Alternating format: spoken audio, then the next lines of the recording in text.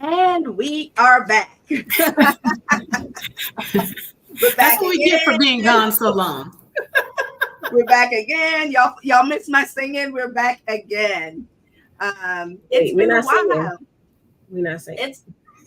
It's been a while since we have been live, ladies. Huh? What do you Yeah, guys together. do? Back together. Happy New Year, Happy Kwanzaa, Happy Christmas, Happy Hanukkah. Yeah, it's been a minute. Happy Thanksgiving. I haven't been live. Anniversary, You happy guys, birthday. You know, all I that. haven't been live in a minute. I just been working, head down, working. So I'm excited about going live today, and you'll see me more. Hopefully, I always promise that. I mean, Hey, you got the cute hair out listen. today for sure. Because I'm like feeling it. I see. I'm loving your looks, Saran. I'm loving those braids on you. Super awesome. I'm chilling. You know, I've been in the house for a while, so I got nothing Yeah. else to do. But I see you've been heading out recently. yeah, just a little bit, not a lot. Yeah. Mostly required leaving. Well, 2023 had some challenges, that's for sure. Yeah, it's exciting. That's for sure. Well, I'm super glad to be back, and today I'm super excited about this topic. You know, a lot of times, many people set New Year's resolutions. Some people say, I never set resolutions because whatever, I'm doing everything I'm supposed to do. But people like me, who have to give myself grace and start over, I set resolutions, for, try to exercise more, go live more. I know. Well, I mean, today we're talking about setting financial goals, right? And Right. I talk about the stuff. I saw you went live yesterday too, and you talked about it. Aaliyah, does it too. And so this collaboration of the Millionaire Ladies Mob is just some awesome financial women professionals coming together to talk about topics we're passionate about, because we're all passionate about helping people, men and women, children, families, business owners, to really get a hold on their finances. And that requires time and planning. And so I'm excited to be back together with you all, because doing it by yourself is cool, but when you have a group, we can just collaborate. When you get more than one in the room, you can have synergy, and you can bring your best and I can bring my best, and we can put it together and it can be amazing. And so that's really the excitement for me of us kicking back off, coming back together. For those who watched us over the last 2 years, we were going live every Thursday. Every Thursday. I think we were exhausted, but we're back. We're going to be here every second and fourth Thursday together as a group. But individually, we're probably going to still be going live weekly or daily or every 5 minutes, depending on what topic is important that we need to talk about. Right. Exactly. I agree with that. I haven't been live in a minute, and the thing about the last 2 years, it's been just like a whirlwind. So a lot of things have changed in my life, and I'm kind of settled down, and I'm thinking that this year, 2024, is the year that I'm laser focused on what I want and what I want to do, especially in my business, because I was doing everything. I had no direction, do the little this, little that. Well, this year I'm planning on doing strategic partners. And, if I can't do something, I know somebody who can. And that's how I'm taking it now, because I can't do everything. I'm not Wonder Woman, and I love 2024 is a year I'm supposed to go traveling. So we're going to keep that in the back burner. Next month, if you see me in South Africa, I went. If you don't, I'll stay here. Yeah. I am traveling this year. I actually was working on booking the rest of my flights for this year by Sunday, because there's some sales going on. But yeah, so I'm looking forward to talking about setting goals. As business owners, we set goals, right? And Carmen, I know you set some goals, and Aaliyah, you and I did, and we both set them, and you alluded to some, Carmen. But today we're going to talk to you about setting your financial goals, whether it be personal, business, family, whatever. But when you have finances, we have to treat our personal finances like it's our personal family business. Mm-hmm. Your family is a business, and you have to treat it that way. That is. Did we introduce ourselves yet? I'm sorry. That is exactly right. We figured they know who we are. We're not going to talk it. We figured they remember us and stuff like that. But for our new followers and our new audience, we can definitely go in and say a little bit about ourselves. For people that are new to our page, we welcome you. We thank you for following us. We ask that you share this information out to others, because it's absolutely important that we teach people about money. That we teach people how money works. There are people that have money, but they don't understand how money works. And there's people that do not have as much money, but could probably do better if they had that financial literacy to go along with it. So yeah, let's go ahead and jump in and kind of introduce ourselves. And then I'm just going to kind of give us a bit of an introduction about what we're talking about. Although Saran told you a little bit about it before, but I want to tell you why it's important. So I can just start since I'm talking. I'm Carmen Bernard. I'm a mom. I'm a grandmom. I'm a wife. This year is going to be 37 years since I've been married. I'm a retired teacher. But I'm in the public school systems, because right now what I am is a teacher. Right. Mm-hmm. And there's a saying that says once a teacher, always a teacher. And I think that's what it is. Right. I now get to teach. I get the privilege of teaching what is really important. And that's financial literacy. So I'm happy to be back, guys. Give us a like, give us a follow. And I'm going to let my fellow sisters introduce themselves. I'll go next. My name is Aaliyah Sherrod. I am now living in a city called Buckeye, Arizona, which I absolutely love, the desert. I am the healthcare queen. I am laser focused on helping families, individuals, and I do small businesses find the best and affordable healthcare for them. We know, and the last year I can attest to it, I have heard and seen so many tragic stories. I want to make sure that I help as many people as I can take advantage of, government subsidies that we all have. Take advantage of it, and then help our sisters build businesses. So that's me, healthcare queen. I'm out of Buckeye, Arizona. I was raised in California, but now I'm an Arizonan. So I love it. I love it. Well, I am your girl, Saran. I'm here in Bowie, Maryland. And what I do as a financial professional is I help high achieving, high earning women and wealth creators go from chaos to calm in their finances. Chaos standing for can't handle any obstacle sent, and calm meaning control, abundance, legacy, and mastery. And that's how I help women with their finances. So I'm excited to be back with my fellow financial queens, as we are here to help you learn to set some goals. Yep.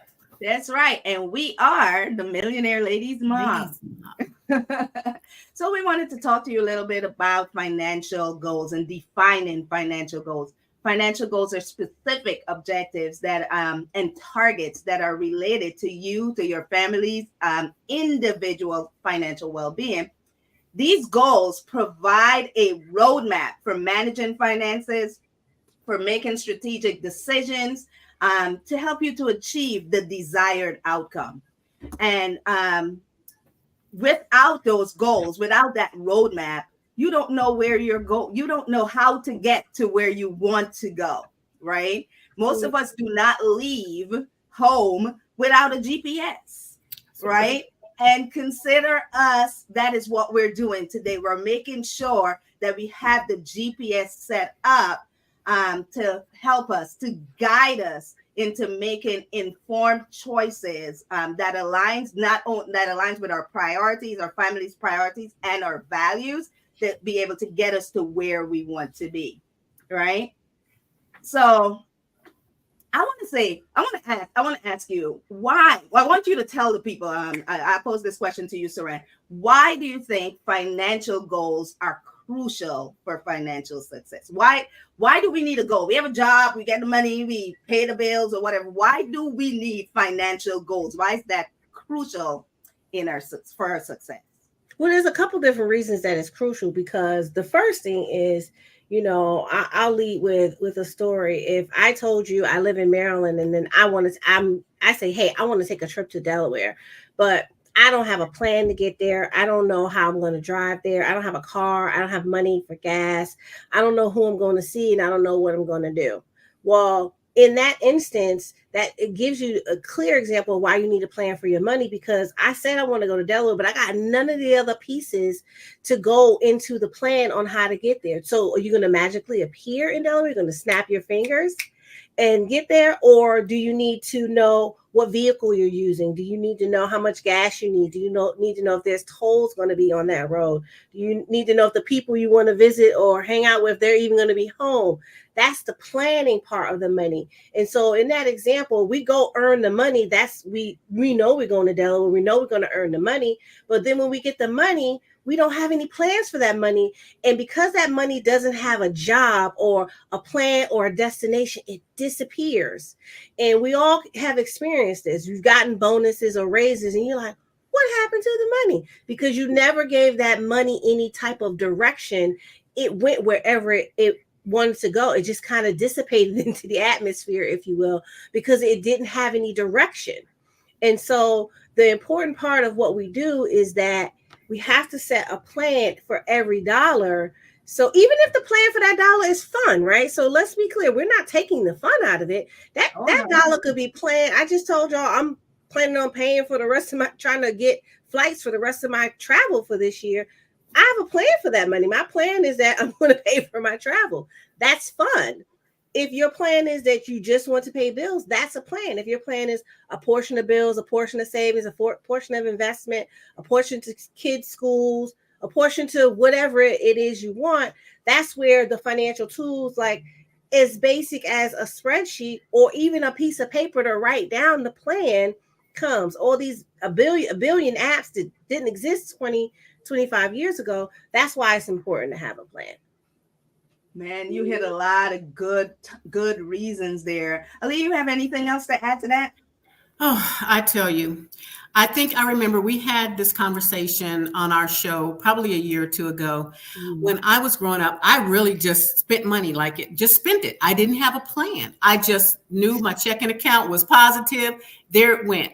And so as I got older, I started realizing, I need a budget. I need to plan. I need to make sure that everything is covered. And when I want to go do something, I can take care of that also. And as a mother, and part of that adulthood, I was a single parent, mm-hmm. and then I was married. But you have to plan for your kids. You have to plan and help them to understand. Money just doesn't come out of that ATM because you walk up to it. Wait, that's not how it works. You know what? That's not how it works.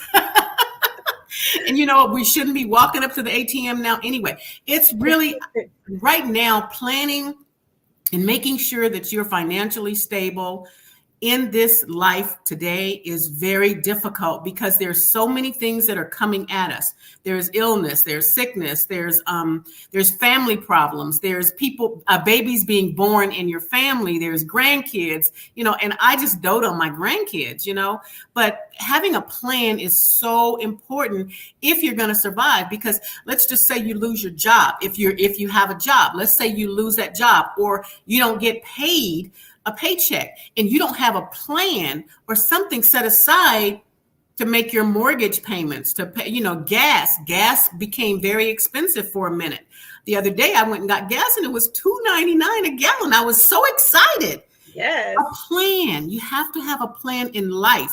And if you're haphazardly going through life, that's how everything is going to happen for you, haphazardly. You got to have a plan. And as I got older, I was able to implement a plan. And you guys said spreadsheet. I have a very detailed spreadsheet. I know where every cent goes of my money. And I made sure that last year, based on some of the tips that you guys gave the year before last, and I have been very good at it, and it works. A plan works. A guide, a financial roadmap, it really works. Oh, absolutely. Yeah, what I'm hearing from both of you, you know, that plan provides a clear destination, right? And helps people to stay focused and also makes you motivated. Because you know, when you have goals set and then you have targets along those goals and you can see yourself moving, you're motivated. Yes, I'm getting there, right? So financial goals gives you a sense of purpose and direction in your financial journey, right? Setting those goals allow individuals to basically allocate your resources, like Saran says, making sure that your money have a job, something to do, right? It's important that we ensure that that money is directed to the most important and impactful objectives, is what I heard you guys say, right? And we said that financial goals serve as a benchmark. That's the reason why we're talking about this. It's actually important for us to talk about this, that it's not foreign to sit down and talk about money and plan for your money, right? Mm-hmm. And then it enables us, by setting those goals, we're able to measure, right? If you can't know if you're making any progress if you can't measure, right? If you don't know where you started, you don't know where you're planning to go.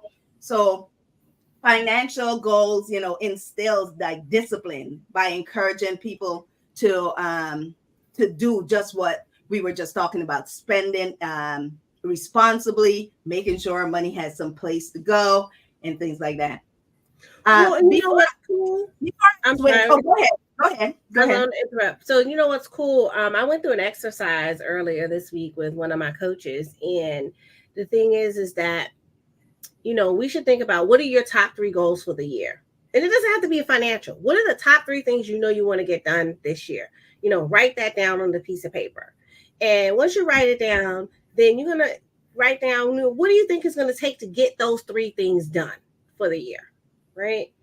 And then think about what are going to be your obstacles to getting it done. And get honest with yourself, because we're not sitting there with you asking you for the answers, but get honest with yourself. And then find an accountability partner that's going to help you overcome those obstacles.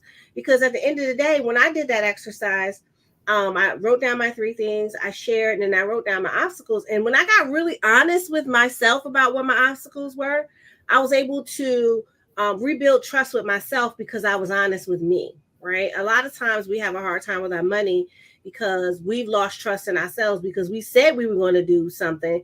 We said we were going to do it. We said we were going to do it, and we never did it. And so it's almost like chopping down a tree. Every time you say you're going to do something, you don't do it. It's like it's an axe hitting a tree, and then you just keep hitting it, and you keep hitting it. And then eventually it'll tilt over, yeah. Right?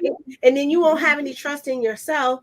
And then that kind of takes out of your ability to do things. But the good news is you can rebuild that trust by doing one small thing every time you say you're going to do it, and to move yourself to that destination. And so it's not even as complicated as saying, I'm going to plan my money. Tell me what the things are you say you want to accomplish this year. And then we'll back into the money part, right? Because that makes it more fun. For facts, I am going to go somewhere every month this year. So my budget is totally surrounded around me going somewhere every month. Now, that's not the same as last year. Last year, I was stacking money for retirement. I was setting up accounts. I was getting things in order, getting things the way I wanted for retirement. But this year, I'm out. Let me ask you a question. When you say you want to go somewhere every month, do you want to go like foreign travel, just anywhere in the United States, just fun stuff? Somewhere that's not home. Okay. But you know, Saran, listen, couple of things that stood out with me as you were speaking, right? When you don't have a plan, when you want to do something, but you're not getting it, it can become discouraging. So like you said, right, write these goals down, right? These financial goals help us to kind of set that roadmap to remind us of what we said, what was understanding your true North Star, where it is that you want to get to, right? It acts as a reminder. Our goals, these financial goals, act as a reminder of the bigger picture, right? And that also discourages from being impulsive spenders. Now, Saranja said that she's traveling this year, even and Aaliyah too. She's traveling, right? But last year she had some different goals. So that's the other thing. Financial goals can be adjusted based on circumstances, based on changing circumstances, right? Even when we have something planned, we have to allow for flexibility.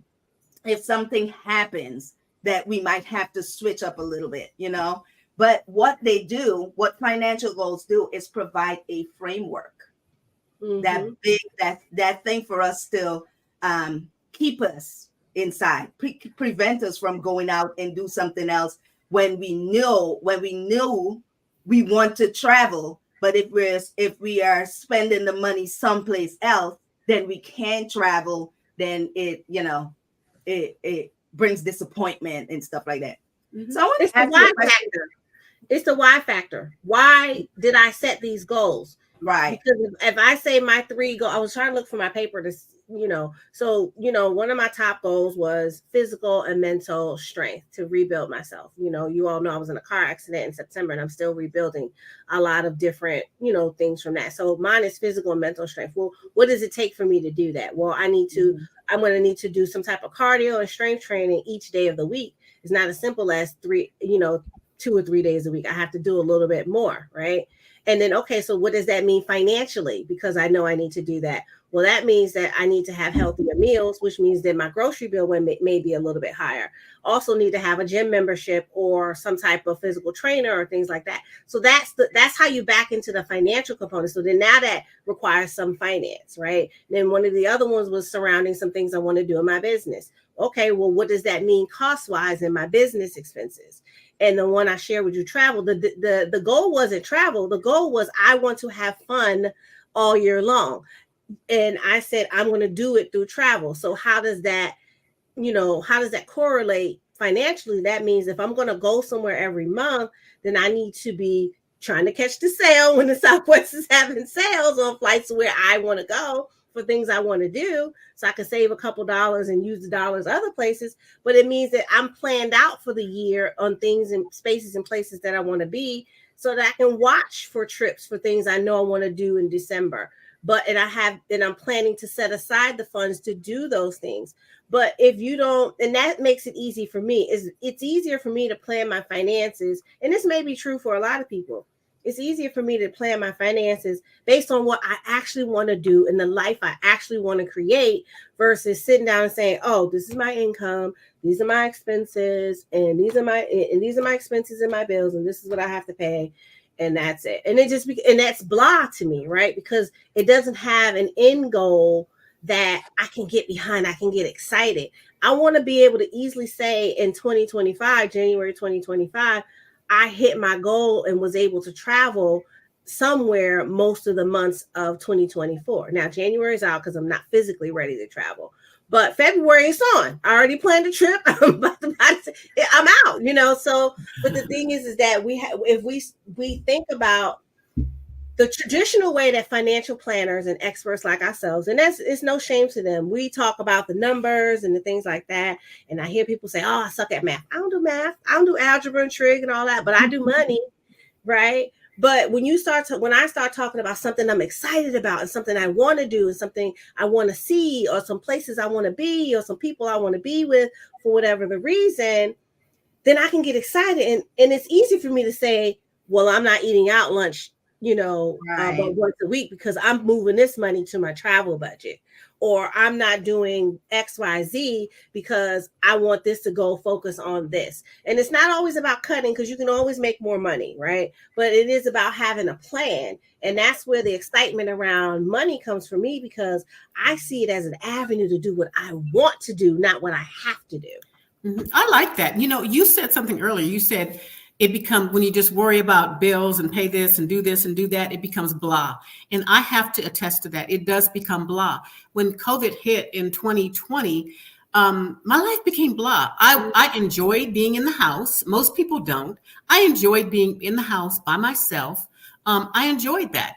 And I had to get myself out of that because to set some goals for myself to get out in the fresh air, I need some vitamin D. You have to get out in the sunlight. You can't be afraid. And what you said, traveling, I was afraid to travel. I was afraid to get on an airplane with a bunch of people. And I still wear my mask. I know a lot of people don't. I still wear my mask when I go out because I have a mom who's older, and then I just don't want to get sick. I have not had the COVID, so I don't want to get sick, and it is really fearful for me. So I had to overcome that fear and say, listen, get up, go somewhere, do something, and that's my plan. That is a plan. You've got to plan it. So I planned a trip last year, and we're supposed to be leaving in February, and it's a planned trip. It's all paid for, everything.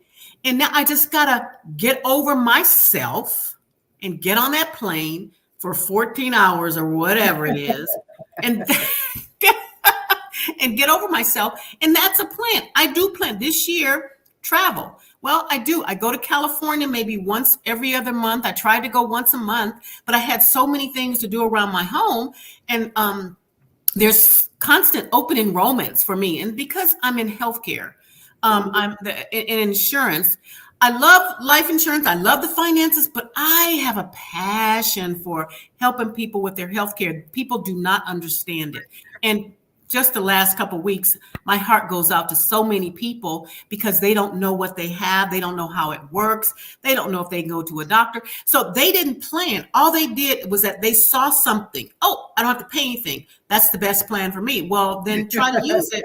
See what happens, and those are the things that I enjoy. I enjoy helping people, making sure that they do what's right for their family. Planning is the key. If you don't plan, you sometimes people make it without planning, but most of the time you just are haphazard going through life without a plan, without any structure. And you're just going, okay? When something happens in the road, you get sick, or somebody does something different, something happens, you're not ready for it. So I agree with you.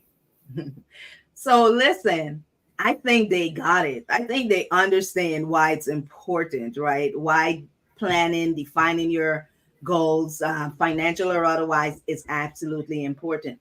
But people want to know, well, how do I do this, right? So I want to shift us to talking a little bit about the difference in goals, right? Short-term goals, mid-term goals, long-term goals. Who wants to take that one? Well, what came to my brain when you said long-term, short-term. So I think about long-term care. That's a long-term goal. Yeah. Short-term care. Most people don't know it's available. Short-term care is for the immediate short term. So those goals, the short-term goals, should be those that'll get you to your long-term goals. That's my thought. Mm-hmm. Well, and I think it's a little bit different from my perspective. My goals for this year are what I consider short-term goals, right? And the things I worked on last year for myself and for my clients were more long-term focused. They were, okay, what are you going to do what's your plan if you're going to be retiring in the next 15 years? How are we going to map that out, right? What do we need to start with? What are the monthly contributions we need to do to build you up to the retirement amount that you need? Oh, and you have kids. What's the plan for planning for them to go to college? We don't know because they're little now, right? But what's the plan? Because we still should be prepared if they want to go to college or have a gap year or whatever they'll be doing, 18 years from now when kids graduate school, because, it's changing per generation, right? Yeah. Okay, great. And my favorite are my people who are still trying to get out of student loan debt because they don't qualify for any of the public student loan forgiveness programs. Uncle Joe's program is stuck in court. And what am I going to do with these 6 figures in student loans? Well, we got to come up with a plan for that. That's a long-term plan that can be set up where you can set it up to try to get, especially with your debt. You want to, and we all specialize and we do a little bit, to that degree where we're helping people get out of debt. Okay, maybe you don't have a house that you've purchased. Well, that might be a long-term goal, depending on how much you want to save, how much you want to move forward. If you're trying to wait out the Fed dropping the interest rates a little bit more and there being more houses available. So it just depends on what it is. Short term could be, let me get my credit together, because you could get your credit together in a year depending on how much debt you have, how much damage you did, right? How much damage you did and what needs to be done to repair it. For most people, it can be done within 12 months, right? Yeah.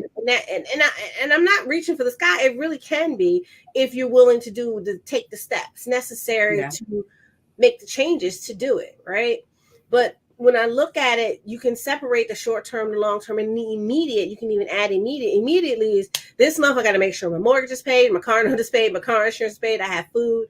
For me, I got to buy 2 plane tickets to some places I'm going, things like that. I got to get the dog groomed. Not big costs, but there's still things that I know that I'm going to spend, that I'm directing my money to, because my money I already know where my money's going for the rest of the year because I've already planned it out.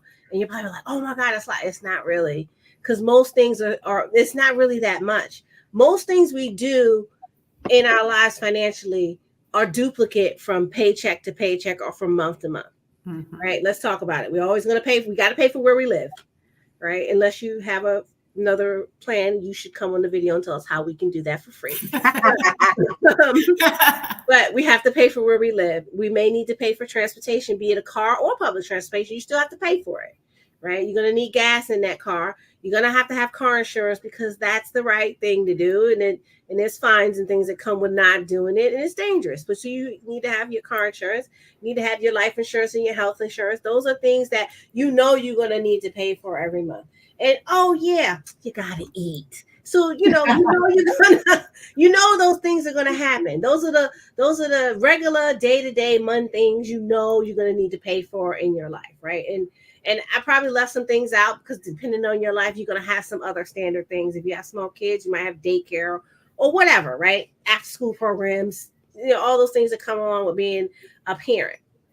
Those things you have to do. So that's how you can plan. All right, for this year, I know I gotta spend. If your rent's $1,000 a month, you're still in a good place. That's awesome. But I'm using small numbers. $12,000 of whatever your salary for the year is going to rent. That if your rent is $1,000. It's just simple math. It's multiplication, addition, and division. That's it. We're not talking calculus or nothing like that. I think I got kicked out of a few of those classes at college, but I can do money math. So you can already do that, and you can literally see with a tool we use called a spend plan, where you can look and see what do you need to spend all year. What's the average cost of your lights, your gas, your water, your utilities. You can get an idea, and you already can know in the beginning of the year how much money is going to be allocated to those things for the year. And it's an oversimplification, but it's something that can help you in the long run and allow you more flexibility for your fun stuff because you already have some baseline things taken care of. Wow, that's good. Yeah, I actually, both of you hit the nail on the head. You actually gave examples, just to kind of wrap it up when we're talking short-term goals. And you heard Saran, things that can be done in less than a year. We're talking 12 months or less, right? So starting that emergency fund, that vacation fund that Saran is talking about, just thinking about some debt repayments or things like that, those things that can be done in a year, like she talked about working on the credit and things like that, things that can be done. Those are your short-term goals. So you want to write that down, separate that, and know what is going toward that, know what's going toward your midterm goals. Now, your midterm goals would be things like maybe 1 to 5 years, 1 to 5 years. In that, we're talking about things like saving for a down payment on a home or something like that, or funding education. You have a 13-year-old getting ready to go to college. Hopefully you've been following us and you know that you need to start when they were 2 weeks old, but the next best time is now, right? Right. So next time. next best time right now. So like funding education, or even starting a small business. You want to start a business in the next, year to 2 to 3 years to 5 years. Those are all things that could fit in the midterm goals. And the great reason to do that is that you don't kind of jumble everything together. And what happened? Did I lose everybody? Hope I'm still here. I was playing around with it. Keep talking. You don't put everything together, so you put them in different categories. Short-term goals, your midterm goals, and then there's your long-term goals, things that extend beyond 5 years, right? We're talking about things like your retirement savings, like long-term care. We're talking about things like maybe purchasing a home, or even paying down on your mortgage and stuff like that. Newsflash, secret, this is what we help you to do, right?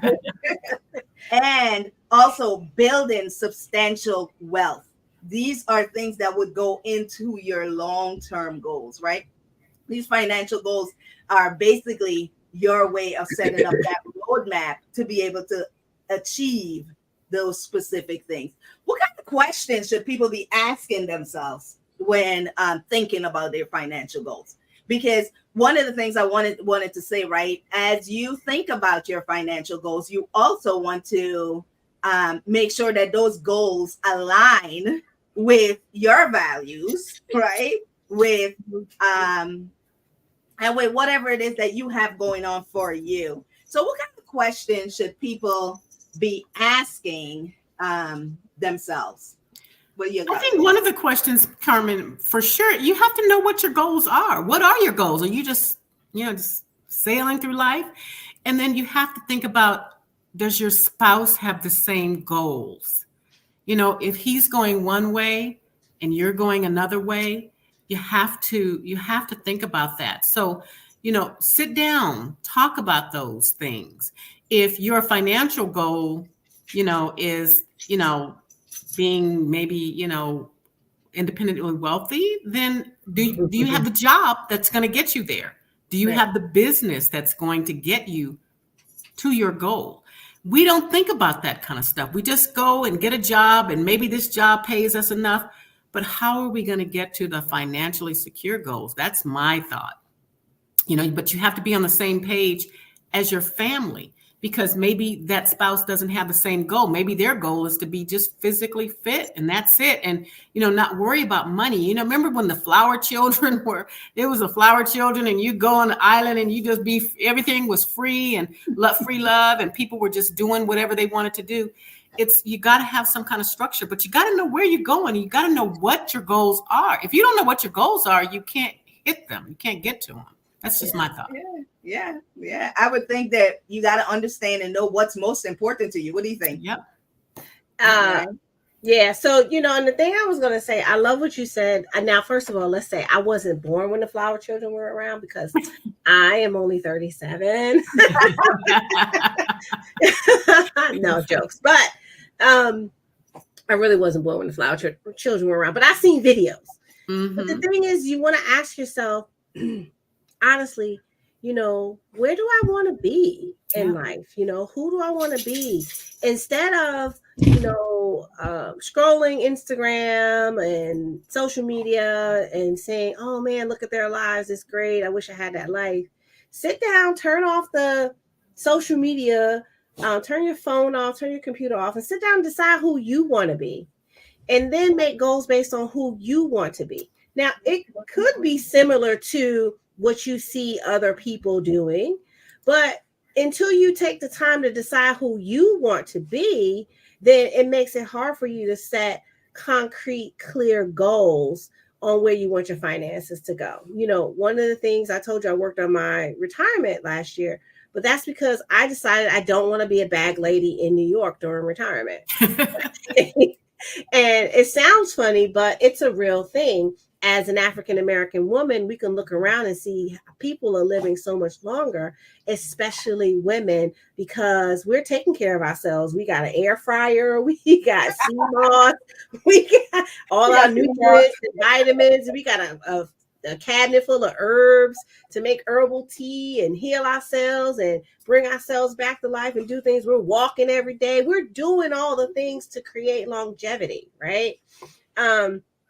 Ironically, I went to Virginia State University, and there's a video going viral right now. Some of my classmates, where they showed a picture of them in the 90s. They were the cheerleaders called the Woo Woo, a picture of them in the 90s and videos of them in the 90s. And they compared it to videos of them today, and they look exactly the same. Yep. And even they look even better. They look exactly the same, right? These are 48, 49, 50-year-old women who look just like their 20-something-year-old selves, right? And so this is a clear example of how we are living a better, healthier life than maybe our elders did. And we're living longer and we're enjoying life longer. So that's why I know my goal is not to be a bag lady in New York. So I have to have finances to take care of me well into my 90s, just in case.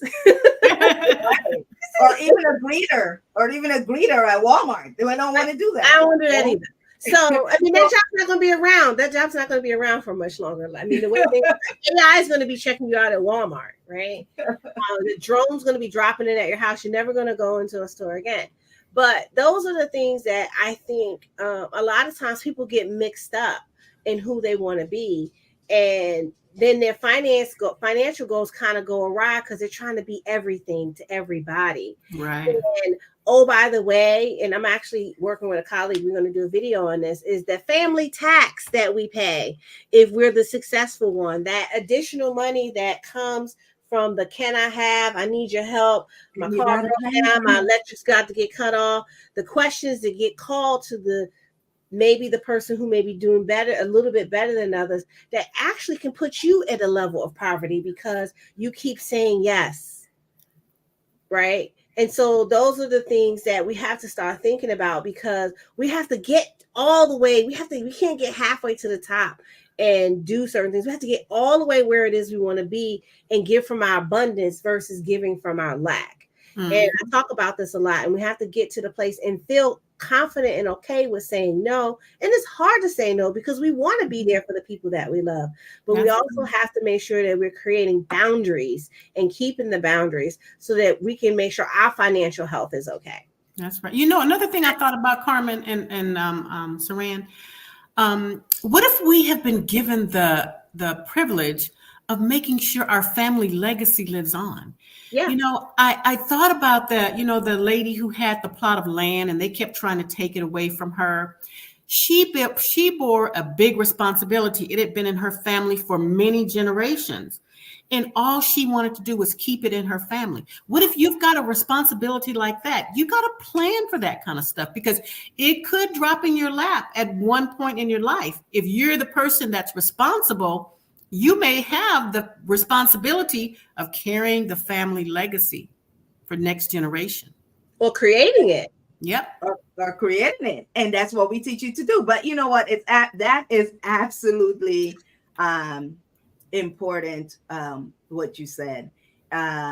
People understanding what is most important to them and understanding and creating those goals based on their values, right? It's important to Saran that she doesn't be a bag lady in New York or wherever, right? What is important to you? Is it important to you that your children are taken care of if something were to happen to you, right? Well, there's a plan for that. There's an app for that. You have to plan for that. There's an app for that. You have to plan for that, right? Is it important that you do secure that legacy and pass that on to the next generation? Is that important? Well, you have to plan for that. Is it important to you that your family is not doing fish fries and GoFundMes and all sorts of things in order to take care of your final expenses? Well, you have to plan for that. And final expenses does not only include just a cremation or just the burial plot and a coffin or whatever. It does not only include that. There's so much more that has to go along with that. right? You might not care, but your family probably want to be able to celebrate your life. People might be, you might have children out in um, other states attending colleges that now have to come home in an emergency, that have to fly home. Those are all part of things that have to be accounted for in final expenses. Well, guess what? If that is important to you, if that is one of your values, that you make sure that your family is taken care of, not only now, but at any time in the future. You don't even have to die. That's my thing. I always say, it's my thing is basically not what if you die, it's what if you don't die. Right. What if you don't die? Well, there's a plan. You have to make a plan for that. And I'm really, really happy that we are able to have these conversations, because it makes it easier for people to, one, think about it so that they can, and to talk about it, right? I know right now for a fact, there are people who are facing, they're at death's door, but they still don't want to talk about it, right?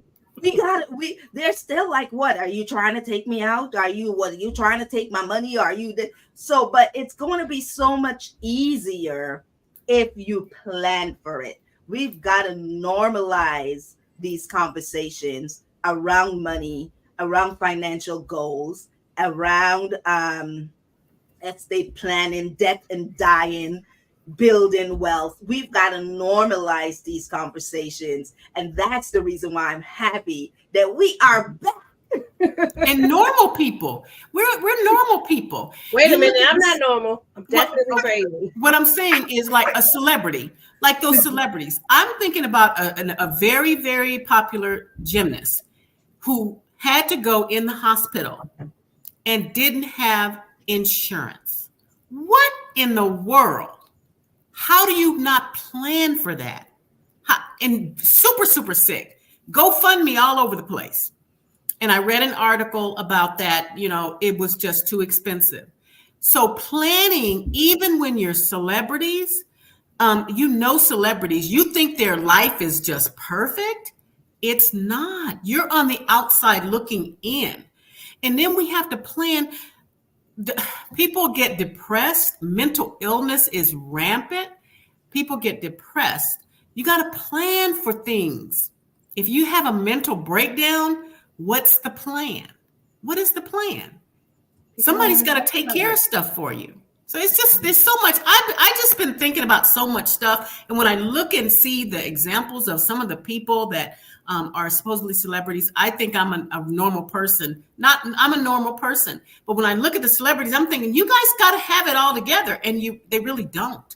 So I'm like, okay. I'm in Atlanta, and we're all celebrities in Atlanta. I was saying, I don't know what's going on. I am definitely a celebrity, all up and through here.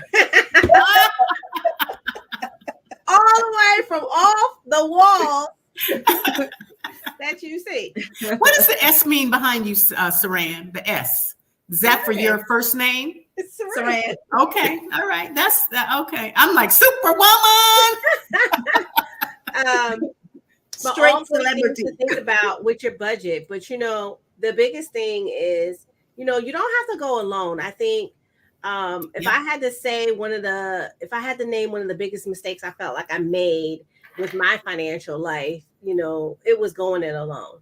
It was not taking the time to get a coach, pay for a coach, pay for a financial planner, pay for people, invest in the time for someone who does this every day to help me along my journey. And now I do just that. Even though I do it for other people, I still have someone else look at my stuff from the outside because they see things differently than I do. Now I still do like whatever I want to do, right? But I listen, but I still get to do what I want because it's about guidance and access to information that, we wouldn't have. Many people in our industry, well, I shouldn't say many, everyone in our industry is required to have some type of license, some type of certification, some type of something to go behind their name that says you are legally able to assist people with their finances. And so that's why it's important to not go it alone. I always laugh because, in the African American community, I don't get it, but they say, hey, I'll call a friend and say, I gotta call you back. I gotta clean up. The maid's coming tomorrow. What are you cleaning up for? The maid's coming. Or, oh man, I got to get myself together. I'm going to the gym to see the trainer. What are you getting it together before you go to see the trainer? Isn't that what you're paying them for? Or let me do my hair before the hairdresser gets here. Is this making sense? It's not. So, and I get it. We feel like we don't want people to see us at our worst or see our homes at our worst or whatever it is. But that's what you pay them for. And people always tell me, I'm gonna get myself together, and I'm gonna call you. What would you get yourself together before? I'm the one that's supposed to help you get yourself together. But that's really the thing. And so we're here, and we provide this free platform for you for information to get you thinking, to get you to think about moving forward and working with either one of us or one of our colleagues or someone, because the thing is that our people fail for lack of knowledge, right? We just don't have the knowledge. Mom and them, didn't know what they didn't know. They taught us what they knew, but they didn't know what they didn't know. And the thing is that we have to go higher and get more information and get in these rooms and have the conversations, and don't let the buck stop with just, okay, I got a financial person. Now I'm just going to do whatever they say. No, get a financial person that's going to continue to educate you throughout the process. Someone that's going to continue to pour into you so that you can learn more, especially if you have a family, because then you become the financial ambassador for your family and you can teach your family and then bring them into the fold and get things going, because this really is a family financial hustle if you make it that way. If you put it together and make it that, hey, we're climbing to the top. Everybody wants to talk about the Rockefellers and the Rothschilds, but they got a airtight game plan for their family for centuries. Okay. And so we just have to start. We can do that too. We just have to start. That's exactly right. And the information is out here. The information is here. We just have to be critical. We just have use critical analysis to analyze the information. Make sure we're not saying we want you to get with a financial professional to talk about this, because it's absolutely important.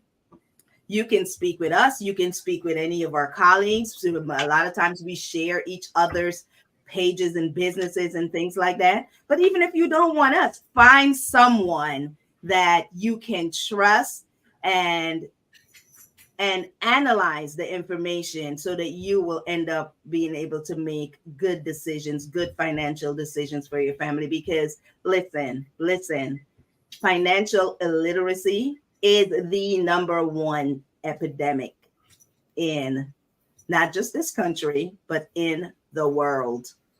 It should be taught in school. I mean, we should teach our children how to balance a checkbook, but not anymore. We don't have checkbooks anymore. That's just it. No, they teach the children how to balance a checkbook, but that is not enough.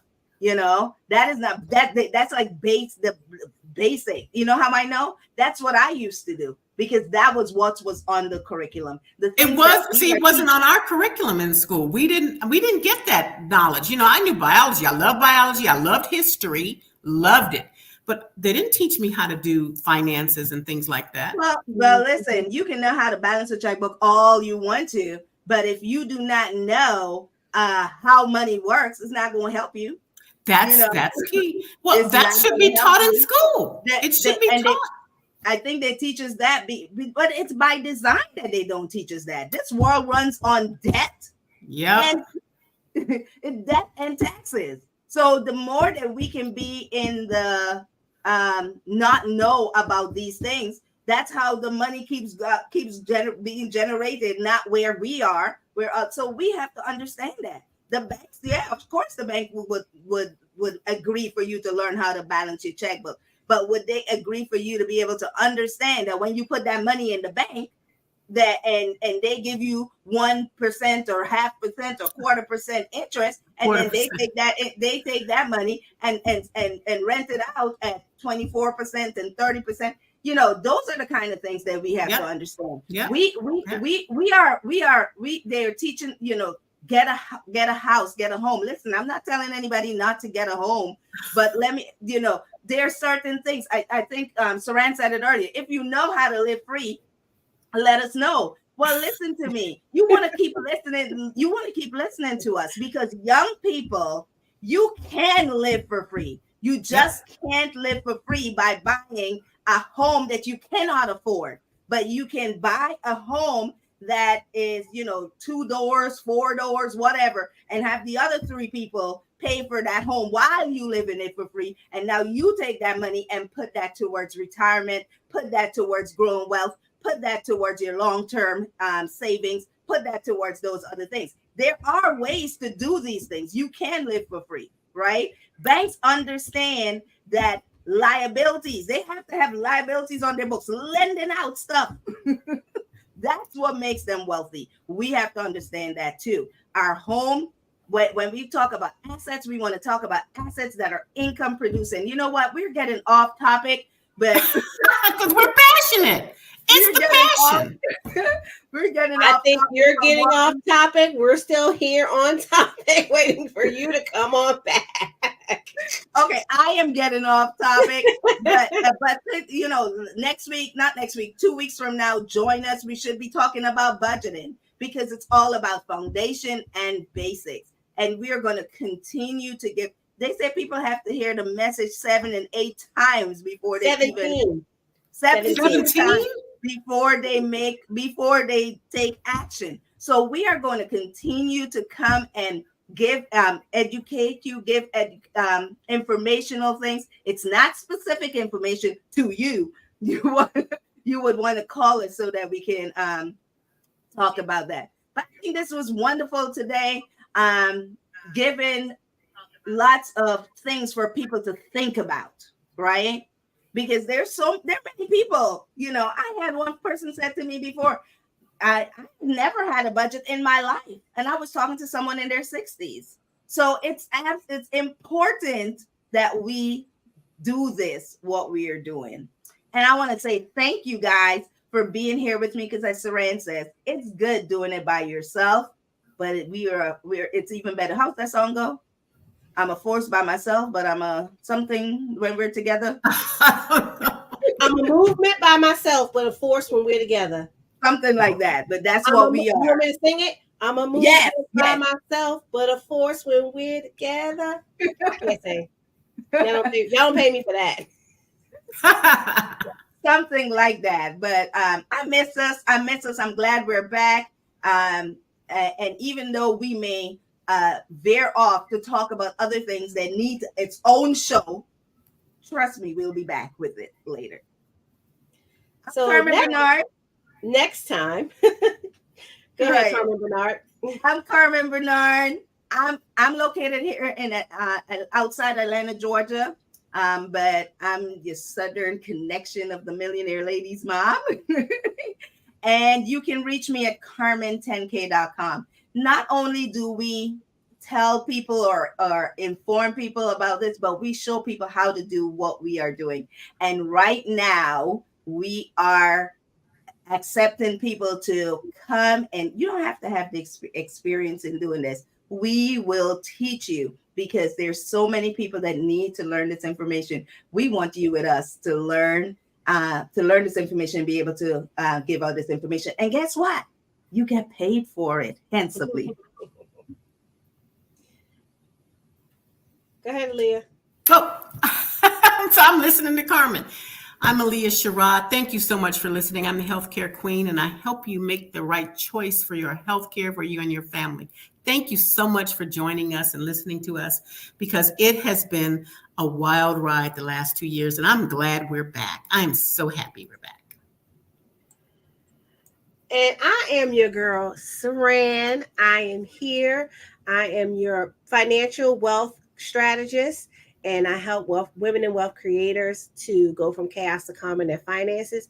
You can connect with me by going to joinsaran.com and clicking on the button that says join, and you can join me on all my platforms where I provide additional education on finances every week.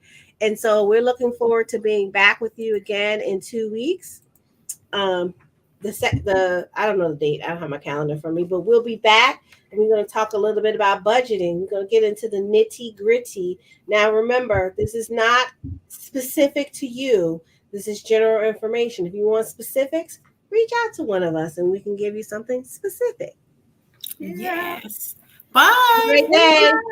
Thank you. Bye. All right. See you guys.